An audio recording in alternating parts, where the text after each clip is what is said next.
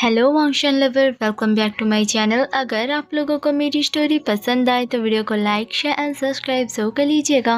और हाँ, कमेंट करके ज़रूर बताना कि आपको मेरी स्टोरी कैसी लगी। साथ में बेल आइकन को प्रेस करना मत भूलिएगा। हमने पिछले पार्ट में सुना था कि अपनी माँ की बात सुन विंग हैरानी से उनकी ओर देखने लगा, जिसे देख मैडम यू कहती हैं, क्या हुआ, तुम मेरी ओर ऐसे क्यों घूर रहे हो। विंग कुछ भी नहीं कहता, वो खामोशी से अपनी कमरे की ओर जाने लगा। अंदर जाते ही उसने दरवाजा बंद किया, अपने बैग को एक और फेंक कर खुद बेड पर गिर पड़ा। उसने अपनी दोनों आंखों को एक हाथ से ढक लिया था और बुदबुदाते हुए कहने लगा, पता नहीं ये सारी मुसीबत मेरे सिर पर ही क्यों आ पड़े हैं। ये सब तब से शुरू हुआ है जब से मैंने उसके शर्ट पर ग्लू लगाया था, पर वो मेरी गलती नहीं थी। अगर उसने सबके सामने मुझे नहीं डांटा होता, ना ही मेरी इंसल्ट की होती, तो पूरा क्लास मुझ पर नहीं हंसता, तो मैं उसे सबक सिखाता भी नहीं। मैं बस ये चाहता था कि उसे भी फील हो जब दूसरे पर्सन हम पर हंसते हैं तो कैसा फील होता है। पर पता नहीं किस बेवकूफ़ ने देखकर उसे जाकर बता दिया, और उसकी वजह से मैं इस चक्कर में फंस गया। अगर मुझे पता चल जाए ना कि वो पर्सन कौन था, तो आई स्वेर मैं उसे ऐसे मारूंगा कि वो किसी की शिकायत करना तो छोड़ो, बल्कि एक लफ्ज़ कहने की हालत में भी नहीं रहेगा। ये कहते हुए उसने एक मुक्का बेड पर मारा। अब हम थोड़ी देर बाद का सीन देखते हैं। विंग वैसे ही लेटा हुआ था। अचानक उसके फेस पर एक नोटी सी स्माइल आई और वो उठकर बैठ गया। कहता है, अरे मैंने ये पहले क्यों नहीं सोचा। गॉड ने तो मुझे एक गोल्डन अपॉर्चुनिटी दिया है। अब जब वो मेरे साथ ज़्यादा वक्त रहेगा तो मैं उसे ज़्यादा से ज़्यादा परेशान कर पाऊंगा, और मैं उसे इतना परेशान करूंगा कि वो पक्का 1 महीने के अंदर हमारा स्कूल छोड़कर भाग जाएगा। ये कहते हुए वो खुशी से खड़ा हुआ और वॉशरूम की ओर बढ़ने लगा। थोड़ी देर बाद वो फ्रेश होकर बाहर आया और कपड़े पहनकर कमरे से बाहर चला गया। सीधा जाकर सोफे पे बैठा और टीवी देखने लगा। थोड़ी देर बाद मैडम यू इसके पास आई और उसके बालों को सहलाते हुए कहती हैं, बेटा बताओ तुम इवनिंग स्नैक्स में क्या खाओगे, मैं तुम्हारे लिए बना लाऊंगी। पहले तो हैरान होकर विंग अपनी माँ की ओर देखता है, फिर उसने बता दिया। मैडम यू वहाँ से चली गई। आधे घंटे बाद उसे उसका स्नैक्स मिल गया। वो खुशी से उसे खाते हुए अपने फेवरेट कार्टून को देखने लगा। अब हम रात के 9 बजे का सीन देखते हैं। फ्यामियान जब घर लौटे, मैडम यू फॉर्म सी स्माइल के साथ उनका वेलकम करती हैं। साथ में उनके हाथ से ऑफिस बैग को ले लिया। उन्हें इतना ज्यादा खुश देख फ्यामियान पूछते हैं, क्या बात है, आज तुम इतनी ज्यादा खुश क्यों हो। तब मैडम यू ने सारी बातें फ्यामियान को बता दी, जिसे सुनकर भी फ्यामियान का रिएक्शन नॉर्मल था। इस चीज को देख मैडम ये कहती हैं, क्या आप खुश नहीं हो। फ्यामियान कहता है, मैं खुश होता अगर तुम जो सोच रही हो वो सच हो तो। इस चीज को सुन मैडम यू कहती हैं, आपके कहने का क्या मतलब है। फ्यामियान कहता है, यू याद है ना, करीब 2 साल पहले की ही बात है। विंग अच्छे से पढ़ाई करे, इसीलिए मैंने बहुत अच्छे अच्छे टीचर को उसके टीचिंग के लिए बुलाया था। वो घर में पर्सनली आकर उसे ट्यूशन करवाया करते थे, पर हर टीचर 2 दिन से ज़्यादा यहाँ पर आता ही नहीं था। पता नहीं तुम्हारा बेटा उनके साथ क्या किया करता था जब वो लोग संभाल नहीं पाए। क्या तुम्हें लगता है कि ये टीचर उसे संभाल पाएगा। मैडम ये कहती हैं, आपको कुछ नहीं पता, वो मेरे बेटे को अच्छे से नहीं पढ़ा पाते होंगे, इसीलिए वो नहीं आए। आप मेरे बेटे पर ऐसे इल्ज़ाम नहीं लगा सकते। जिस बात को सुन फ्यामियान कहता है, हाँ इसीलिए तो 2 दिन बाद अगर किसी को कॉल करो तो वो रिसीव ही नहीं करता, और किसी ने रिसीव कर भी लिया तो वो ये क्या करता कि हम आपके बेटे को नहीं पढ़ा सकते। अगर दोबारा आपने हमें आपके बेटे को पढ़ाने के लिए परेशान किया तो हम आपके नाम पर पुलिस में कंप्लेन कर देंगे। ये कहने के बाद वो फ़ोन काट दिया करते थे, याद तो है ना तुम्हें। इस बात को सुन मैडम यू कुछ भी नहीं कह पाती। फ्यामियान बुदबुदाते हुए कहता है, आखिर उसे संभाल भी कौन ही पाएगा, वो तुम्हारा जो बेटा है बिल्कुल तुम पर गया है। इस बात को मैडम यू ने सुन लिया था। वो गुस्से से कहती है, क्या कहा तुमने मेरे बारे में। फ्यामियान तुरंत ही अपने कमरे की ओर जाने लगा और साथ में कह रहा था, उफ बहुत ज़्यादा गर्मी है, मैं बहुत ज़्यादा थक गया हूँ, मैं फ्रेश होकर आता हूँ, ठीक है यू। ये कहते हुए वो अपने कमरे में भाग गया। मैडम यू गुस्से से अपने कमरे की ओर देख रही थी, फिर वो भी वहाँ से चली गई। थोड़ी देर बाद फ्यामियान फ्रेश होकर आए और विंग के पास बैठते हुए कहते हैं, बताओ वो टीचर कौन है, क्या न्यू आया है। विंग कहता है, हाँ बाबा आपको कैसे पता। फ्यामियान कहता है, पता है, कोई पुराना टीचर तुम्हें पढ़ाने का रिस्क लेगा भी नहीं। वैसे एक बात बताओ, तुम आखिर पढ़ने के लिए कैसे मान गए। विंग कहता है, बाबा आप मेरे बारे में ऐसे कैसे कह सकते हो, पता है ना मैं पढ़ाई का कितना ज़्यादा शौकीन हूँ। मैं कभी किसी को मना नहीं करता, बस वो टीचर अच्छे से नहीं पढ़ा पाते थे, इसीलिए वो लोग मुझे छोड़कर चले जाया करते, पर इन्होंने मुझे बहुत अच्छे से पढ़ाया, सच में। फ्यामियान कहते हैं, हाँ हाँ अब इतने नौटंकी भी मत करो, पक्का दाल में कुछ ना कुछ तो ज़रूर कला है। तुम बिल्कुल अपने माँ पर गए हो, इतनी इजीली हार मान लो। और कोई तुम्हें पढ़ा दे, ऐसा तो नहीं हो सकता। जिसे सुनकर विहिंग उनके सवालों से बचने के लिए अपनी माँ को बुलाते हुए कहता है, माँ देखिए ना, बाबा आपके बारे में कुछ कह रहे हैं। मैडम यू तब खाने के लिए डिनर टेबल पर लगा रही थी, जिसे सुनकर वो कहती है, क्या हुआ, क्या कह रहे हैं वो। विहिंग आगे कुछ कहता, फ्यामैन उसके मुंह पर हाथ रखते हुए कहते हैं, प्लीज चुप हो जाओ, मुझे मरवाना चाहते हो क्या? ठीक है, तुम्हें जो करना है करो, मैं यहाँ से जा रहा हूँ। वो चिल्लाकर कहते हैं, यू कुछ नहीं, तुम्हारा बेटा बस तुम्हारी टांग खींच रहा है। ये कहते हुए वो अपने कमरे में भाग गए, जिसे देख विंग हंसने लगा और कहता है, मैंने कभी भी किसी को ऐसे डरते हुए नहीं देखा। शायद हर हस्बैंड अपनी वाइफ से इतना ही डरता है, पर मैं जब मैरिज करूंगा तो अपने वाइफ को अपने कंट्रोल में रखूंगा, मैं उससे नहीं डरूंगा। अब हम थोड़ी देर बाद का सीन देखते हैं। जियांग चन घर आ गया था। पूरी फैमिली बैठकर डिनर करने लगी, जिसे कंप्लीट करते ही सभी अपने अपने कमरे में जाने लगे, सिवाय मैडम यू को छोड़कर। वो डिशेस को लेकर किचन में वॉश करने के लिए चली गई। इस तरफ हम विंग का सीन देखते हैं। कमरे में विंग बैठकर आराम से होमवर्क कर रहा था। उसके चेहरे पर एक बड़ी सी स्माइल थी, जिसे देख कोई भी नहीं कह सकता कि वो शाम तक उदास था। होमवर्क कंप्लीट करने के बाद वो अपने बेड पर चला गया और बैठते हुए सोचने लगा, अब बस कल का इंतजार है। कल से एक नए दिन का शुरुआत होगा, जो कि मेरे लिए अच्छा और आपके लिए बुरा होने वाला है। ये सोचते हुए वह कहता है, गुड नाइट लियांजन सर। ये कहते ही उसने अपने ऊपर ब्लैंकेट डाला और सो गया। अब हमें अगले दिन सुबह का सीन दिखाया जाता है। मैडम यू टेबल पर ब्रेकफास्ट लगा रही थी और साथ में सबको आवाज देकर खाने के लिए बुलाने लगी। जियांग चन और फ्यामयांग दोनों ऑफिस के लिए तैयार होकर आए और ब्रेकफास्ट करने लगे। थोड़ी देर में विंग भी अपनी आंखों को मसलते हुए आया और टेबल पर बैठकर ब्रेकफास्ट करने लगा। दोनों जल्दी खाकर अपनी ऑफिस के लिए निकल गए। विंग ब्रेकफास्ट करते ही फिर से अपने कमरे की ओर जाने लगा। मैडम यू किचन में विंग के लिए लंच प्रिपेयर करने लगी। इस तरफ विंग कमरे में पहुंचकर नहाने के लिए चला गया और धीरे धीरे से स्कूल के लिए तैयार होने लगा। तैयार होते ही वो नीचे आकर हॉल रूम में बैठा और अपने बैग को चेक करने लगा, कहीं वो कुछ भूला तो नहीं। तभी उसने देखा उसका वाटर बोतल और टिफिन तो उसके पास आया ही नहीं है। वो चिल्ला कर कहता है, माँ मेरा टिफिन और वाटर बोतल कहाँ पर है, आप जल्दी से लेकर आओ। मैडम यू किचन से चिल्लाकर कहती हैं, हाँ हाँ आ रही हूँ, थोड़ा सा वेट करो। विंग कहता है, माँ जल्दी कीजिए ना, स्कूल का वक्त हो रहा है। मैडम ये कहती हैं, हाँ हाँ आ रही हूँ। ये कहते हुए वो विंग के लिए टिफिन, वाटर बॉटल और साथ में कुछ स्नैक्स लेकर आई, जिसे देख विंग खुश हो गया और कहता है, माँ आज किस खुशी में आप स्नैक्स दे रही हो मुझे? क्या तुम भूल गए अपने एक्स्ट्रा क्लास के बारे में? तभी विंग सोचते हुए कहता है, हाँ पता नहीं मैं कैसे भूल गया। वो उदास होकर अपने बैग में स्नैक्स को रखने लगा। तभी मैडम यू कहती है, एक और बात, ये स्नैक्स तुम्हारे क्लास में खाने के लिए नहीं है, बल्कि क्लास ओवर होने के बाद अगर तुम्हें भूख लगे तो खाने के लिए है। और हाँ, अपने टीचर को देना भी मत भूलना, ठीक है विंग? विंग कहता है, हाँ माँ मैं समझ गया, मैं भला कैसे भूल सकता हूँ। और हाँ, आप मुझे ऐसे कह रही हो जैसे मैं रोज क्लास में खाता हूँ। भला आपका बेटा इतना बुरा है क्या? मैडम यू कहती है, हाँ हाँ तुम तो बिल्कुल मेरे मासूम सी चाहो, तुम्हें तो कुछ भी नहीं पता।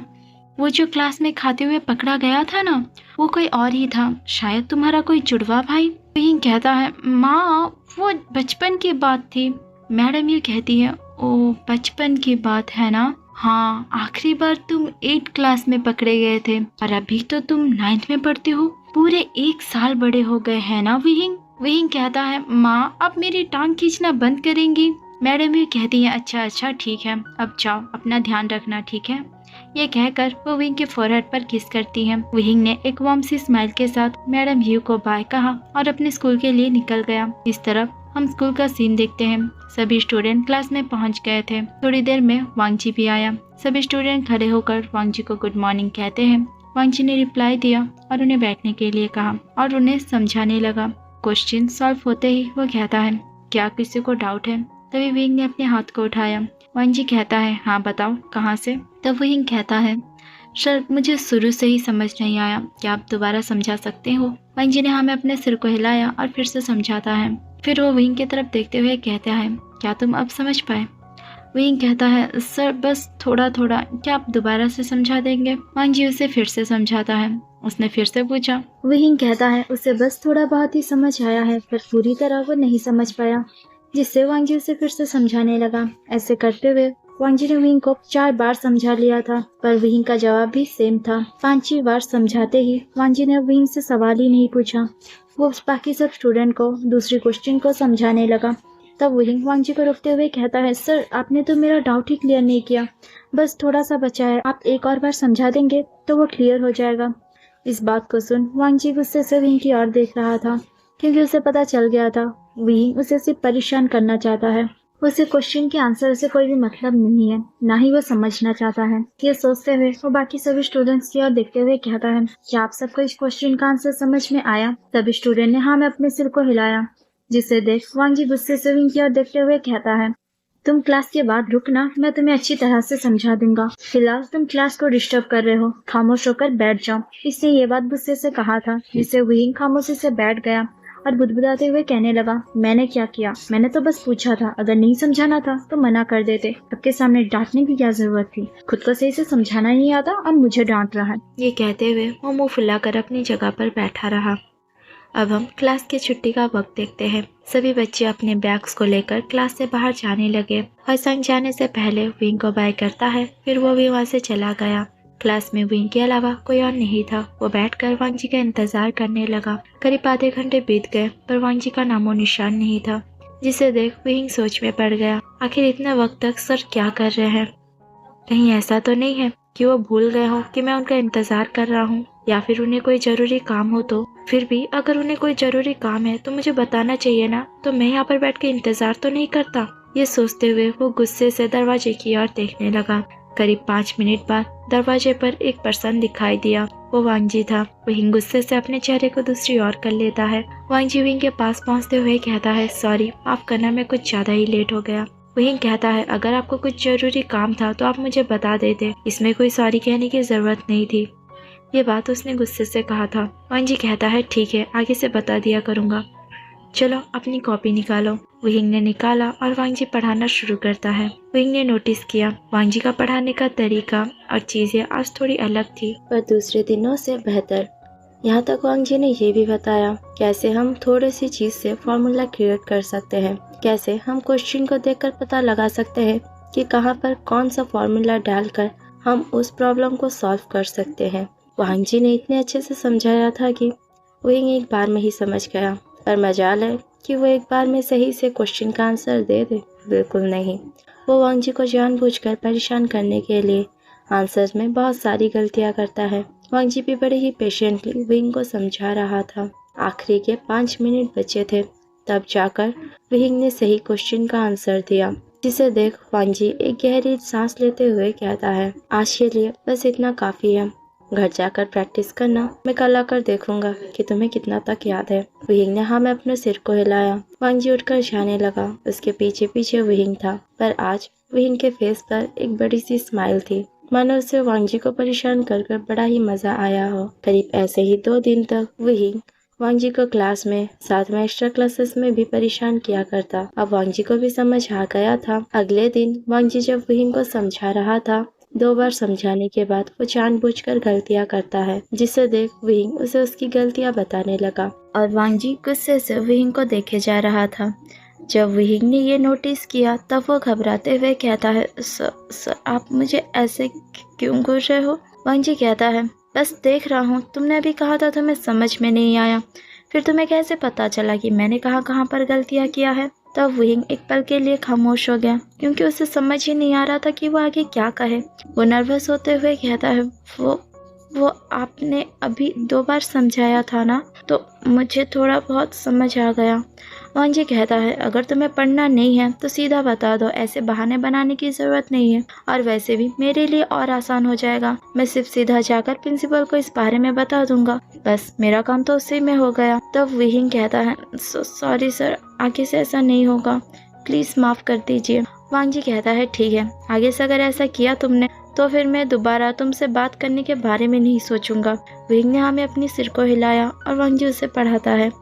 ऐसे ही आज का दिन बीत गया। अगले दिन वांग जी ने मैथ का फर्स्ट सब्जेक्ट क्लास में कंप्लीट कर दिया था, इसीलिए वो सरप्राइज टेस्ट रखता है 50 मार्क्स का, जिसमें बाकी सब बच्चों ने तो बहुत अच्छा मार्क लाया था, सिवाय विंग को छोड़कर। उसके 50 मार्क्स से सिर्फ 15 ही आए थे। फिर भी वो खुश था क्योंकि ज़्यादातर क्लास में ऐसे सरप्राइज टेस्ट में बड़े ही मुश्किल से उसके मैथ में 5 मार्क आते थे, पर आज तो 15 आए हैं। वो तो खुश दिख रहा था, पर वांग जी डिसअपॉइंट क्योंकि वो उसे एक्स्ट्रा क्लास दिया करता, हालांकि वहाँ पर पूरी तरह उसने कंप्लीट नहीं किया है। फिर भी उसने ये एक्सपेक्ट नहीं किया था वहींग को एक्स्ट्रा क्लास देने के बाद भी उसका कोई रिजल्ट अच्छा नहीं निकलने वाला, बल्कि इतना बुरा निकलने वाला है। यहाँ तक क्लास में सबसे लो मार्क वहींग का ही आया था। वाईसांग ने भी उससे अच्छा मार्क रखा था। इस चीज को लेकर वांग जी चिढ़ा हुआ था। अब हम एक्स्ट्रा क्लास का सीन देखते हैं। जैसे ही वांग जी क्लास में एंटर हुआ, वहींग खुशी से जाकर उसे अपने एग्जाम के रिजल्ट दिखाता है, जिसे देख वांग जी उसे देखते हुए कहता है, इसमें खुश होने वाली कौन सी बात है? तुम्हें इसमें बड़ा मजा आ रहा है। क्लास में सबसे लो मार्क तुम्हारा है। यहाँ तक तुम्हारा दोस्त वाईसांग भी तुमसे अच्छा पढ़ता है। तुम्हें तो शर्म आनी चाहिए और तुम मुस्कुरा के मुझे रिजल्ट दिखा रहे हो। म्यामा को देखा है, वो हमेशा क्लास में 3rd आती है, पर मुझे लगता है इस बार वो पक्का 1st आएगी। वो इतने अच्छे से पढ़ाई कर रही है। मैंने तुम्हें इतनी बार समझाया और जाकर ये भी कहा कि घर में जाकर प्रैक्टिस करो, पर तुम कर ही नहीं रहे हो। लगता है तुम अपनी प्रॉमिस के बारे में भूल ही गए हो। ये कहते हुए वो उसे बहुत ज्यादा डांटता है, जिससे वहींग बहुत ज्यादा उदास हो गया क्योंकि उसने सोचा था वांग जी उसे अप्रिशिएट करेगा, उसकी मार्क देखकर थोड़ा तो खुश हो जाएगा, पर नहीं, बल्कि वांग जी ने उसे बहुत ज्यादा डांटा और दूसरे के साथ भी कंपेयर किया। वो तो अपने दिल में सोच रहा था, सीरियसली वाईसांग मुझसे अच्छा है? ऐसा कभी नहीं हो सकता। अब से मैं दिखाऊंगा कि वहींग से बेस्ट कोई भी नहीं है। वक्त गुजरने लगा। धीरे धीरे अब वहींग भी पढ़ाई में अच्छा हो रहा था। साथ में जब भी सरप्राइज टेस्ट होता उसमें भी वो अच्छा मार्क रखता, पर वांग जी ने कभी भी उसे अप्रिशिएट नहीं किया क्योंकि उसने उतने अच्छे मार्क वांग जी के हिसाब से नहीं रखे थे। वो ज्यादातर म्याम्या या फिर दूसरों को तो अप्रिशिएट किया करता, पर वहींग को नहीं। फिर भी वहींग वांग जी से बहुत ज्यादा इंस्पायर था और खुश। वांग जी ने उसे इतना काबिल बनाया है कि वो अब चीजों को खुद के हिसाब से कर पा रहा था। यहाँ तक उसने वाईसांग को भी कितनी बार मैथ समझाया। अब अगर उसे वक्त मिले तो अपने दोस्तों के साथ भी वांग जी के तारीफ के पुल बांधा कर। एक बार तो वाईसांग ने ये देखकर कह भी दिया, वहींग तुम्हें याद है ना, लैंजर सैन तुम्हें कितने ज्यादा बुरे लगा करते थे। एक वक्त था जब तुम स्कूल से भगाना चाहते थे, क्या तुम वो सब भूल गए हो? वहींग कहता है, याद है, पर वो मेरी गलतफहमी थी। वो बहुत ज्यादा अच्छे हैं, देखो उनकी वजह से मैं पढ़ाई में भी बहुत अच्छा हो गया हूँ। वो बस चाहते हैं उनके जितने स्टूडेंट है वो सब आगे बढ़े। अब मैं उनके करीब रहने लगा हूँ तो मुझे उनके बारे में ज्यादा पता है, तुम्हें कुछ भी नहीं पता। और तुम कैसे अपने टीचर के बारे में ऐसा कह सकते हो वाईसांग? बुरी बात है। ये कहते हुए वो उसे उल्टा लेक्चर झाड़ने लगा। अब वाईसांग तो कंफ्यूज था, आखिर यहाँ पे चल क्या रहा है। वो भी हाँ में अपने सिर को हिलाने लगा। अब तो वहींग ज्यादातर वक्त वांग जी के साथ बिताने के बहाने ढूंढने लगा। अब एक्स्ट्रा क्लास के साथ साथ क्लास में भी वो उसे क्वेश्चन पूछा करता, अच्छे से सवाल को हल किया करता।